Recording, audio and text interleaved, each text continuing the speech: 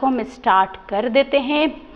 आज की क्लास में हम आपको 10th की मैथ से स्टार्ट कर रहे हैं और 10th का भी फर्स्ट चैप्टर हम आज की क्लास में आपको देखने को मिलेगा। और हम कोशिश करेंगे आपको पूरी एक क्लास भी दें और आपको हर एक क्वेश्चन के छोटी छोटी क्लासेस भी आपको इस चैनल पे बिल्कुल देखने को मिलेगी। चैनल पर आपको जो लैंग्वेज मिलेगी बायलैंग्वेज मिलेगी, बिल्कुल आपको हिंदी इंग्लिश दोनों में मिलेगी। लेकिन जैसे कि हम इंग्लिश मीडियम का अगर फर्स्ट चैप्टर करा रहे हैं तो बिल्कुल हिंदी मीडियम वाले भी बिल्कुल आप टेंशन मत लेना, क्योंकि हम हिंदी मीडियम के भी चैप्टर्स आपको बिल्कुल कंप्लीटली कराएंगे। हिंदी मीडियम के पूरे टर्म्स आपको हिंदी में आपको देखने को मिलेंगे और इंग्लिश मीडियम वाले का इंग्लिश में पूरा टर्म्स देखने को मिलेगा। तो चलिए आज के लिए हम हमारी क्लास को स्टार्ट कर देते हैं। आई होप आप सभी लोगों ने जितने भी आज से हमसे जुड़ रहे हैं तो एक बार चैनल को सब्सक्राइब कर लीजिएगा और क्लास को शेयर ज़रूर कर दीजिएगा। चलिए तो आज की क्लास में हम 10th क्लास का फर्स्ट चैप्टर रियल नंबर करेंगे और एक्सरसाइज 1.1 स्टार्ट करेंगे। तो सबसे पहले हम देखते हैं कि रियल नंबर्स होते क्या हैं। ठीक है, 9th क्लास में बिल्कुल आपने पढ़ा होगा रेशनल नंबर इर्रेशनल नंबर। तो जो रियल नंबर होते हैं वो दो टाइप के होते हैं, एक रेशनल नंबर होता है और एक इर्रेशनल नंबर होता है। ठीक है, इर्रेशनल नंबर जैसे कि कोई भी टर्म्स है ना बार मतलब रिपीट ना करे, अलग ही टर्म्स आते जाएं, वो इर्रेशनल नंबर में आ जाते हैं।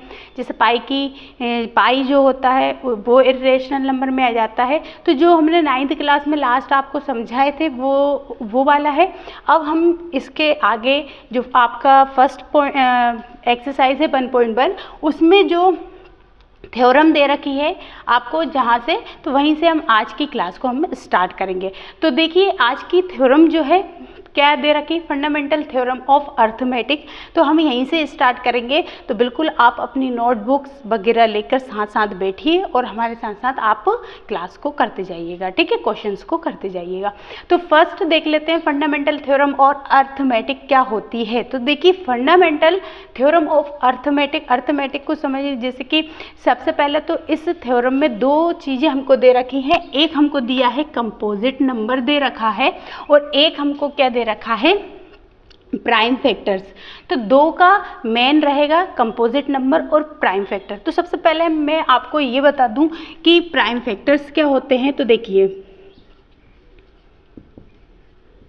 प्राइम नंबर्स प्राइम फैक्टर्स जो भी आप बोलना चाहें, प्राइम नंबर्स क्या होते हैं। तो प्राइम नंबर्स हमने पढ़ा है लास्ट क्लास में कि क्या होते हैं, जो एक तो 1 के टेबल से डिवाइड हो जाते हैं और एक खुद के टेबल से ही डिवाइड होते हैं। तो सिर्फ जो खुद के टेबल से और 1 के टेबल से डिवाइड होते हैं वो सारे नंबर्स जो होते हैं वो प्राइम नंबर्स होते हैं।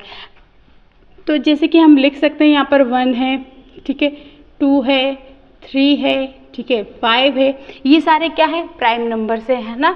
ये जैसे 7 है, ये सब क्या है प्राइम नंबर से हैं। 11 है, ऐसे कई नंबर्स जो रहेंगे प्राइम नंबर्स। अच्छा कंपोजिट नंबर क्या होते हैं। तो कंपोजिट नंबर क्या होंगे,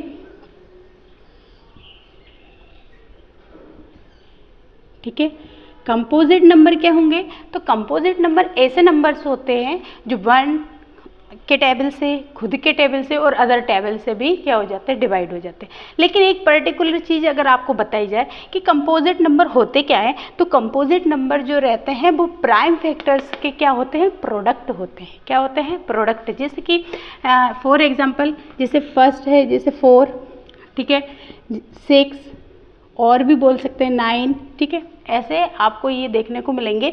ये सारे कंपोजिट नंबर होते हैं। जैसे कि हम है ना 4 का क्या कर सकते हैं, ये एलसीएम निकालेंगे। तो एलसीएम निकालेंगे तो कितना आएगा। तो 4 का अगर हम देखें तो 4 क्या है, 4 एक कंपोजिट नंबर है और इसका हमने फैक्टराइज किया। तो देखिए 2 और 2 हमने देखा कि 2 हमारे पास एक क्या है प्राइम नंबर है।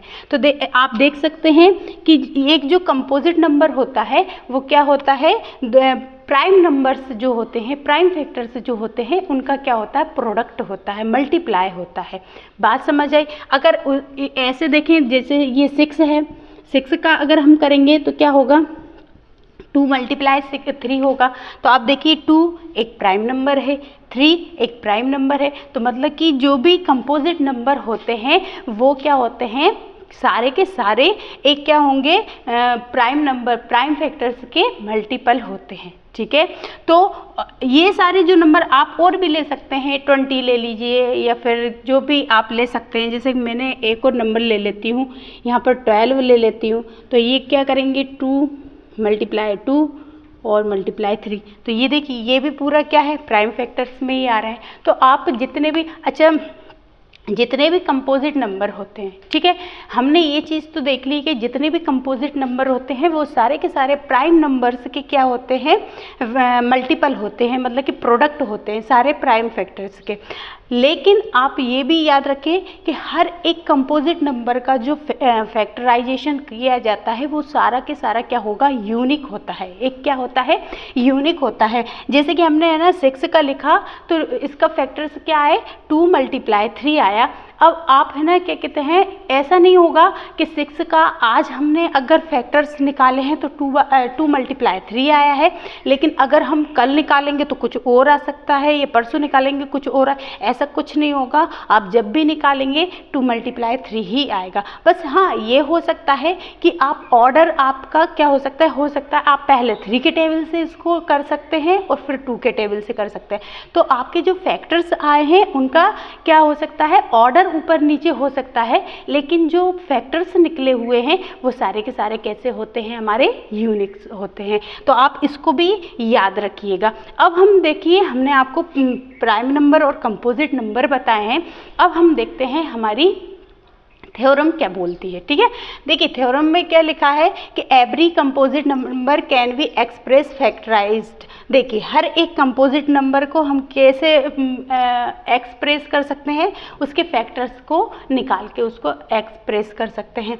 फिर उसके बाद as the product of primes and this factorization is unique apart. देखिए हर एक, देखिए जो हम कैसे मतलब एक्सप्रेस कैसे कर सकते हैं, हर कंपोजिट नंबर को फैक्टर्स के जो प्राइम नंबर्स होते हैं उनके प्रोडक्ट के हिसाब से, प्रोडक्ट ऑफ प्राइम्स है ना, तो कैसे कर सकते हैं, हर एक प्राइम नंबर के प्रोडक्ट का मल्टीपल ही क्या बनता है, कंपोजिट नंबर बनता है। ठीक है, फिर उसके बाद लिखा है कि हर एक, और ये जो फैक्टर्स हमने निकाले हैं ना वो कैसे होते हैं, यूनिक होते हैं। कैसे होते हैं, यूनिक, मतलब कि एक किसी भी कंपोजिट नंबर का आप अगर फैक्टर निकाल रहे हैं तो फैक्टर्स कैसे रहेंगे, यूनिक। आप कभी भी निकाल सकते, बस ऑर्डर ऊपर नीचे हो जाएगा, लेकिन डिजिट या प्राइम नंबर्स चेंज नहीं होंगे। क्लियर है। फिर उसके बाद लिखा है अपार्ट फ्रॉम द ऑर्डर। देखिए ये लिखा है ऑर्डर कुछ भी हो सकता है। आप पहले, जैसे कि मैं यहाँ पर निकाल के बताऊँ, जैसे 20 है, ठीक है, अगर हम 20 का एलसीएम निकालेंगे तो मैंने ऐसे लेके निकाल दिया। ठीक है, ठीक है, ये निकल गया। अब इसका कितना आया है, 20 का कितना आया है, तो 2 × 5 ये आया है। अब आप क्या कर सकते हैं, इस 20 का हो सकता है अगर मैंने आपको निकालने को दिया तो आपने हो सकता है 20 में पहले 5 का कर देंगे। ठीक है, ये इसका 2 का करेंगे। ठीक है, तो ये 10 टाइम आ जाएगा। हो सकता है फिर आप 5 का कर दें तो ये 2 टाइम आ जाएगा। ये देखिए, तो आप देख सकते हैं मैंने भी यहाँ पर 2 टाइम 2 ही आया है और 1 टाइम 5 आया है। आप अगर ऐसे करके देखेंगे तो भी आपका देखिए 2 टाइम 2 आएगा, 1 टाइम, मतलब कि फैक्टर्स आपके यूनिक है, सेम आएंगे। बस आप क्या कर सकते हो, ऑर्डर ऊपर नीचे कर सकते हैं। बाकी ये जो रहेंगे फैक्टर्स जो रहेंगे वो कैसे आएंगे, सेम आएंगे।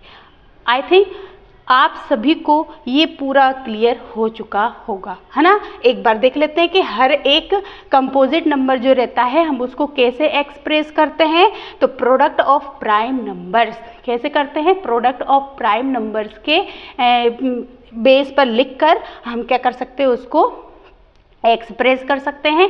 और हर एक जो कंपोजिट नंबर होता है उसके जो फैक्टर्स निकलते हैं वो कैसे होते हैं, यूनिक होते हैं। बस अब ऑर्डर्स जो हो सकते हैं वो ऊपर नीचे हो सकते हैं। आई होप आप सभी को ये पूरा समझ आ चुका होगा। आप एक बार इसको नोट कर लीजिए, देन फिर हम इसके आगे के क्वेश्चंस आपको करवाते हैं। ठीक है, चलिए कर लीजिए।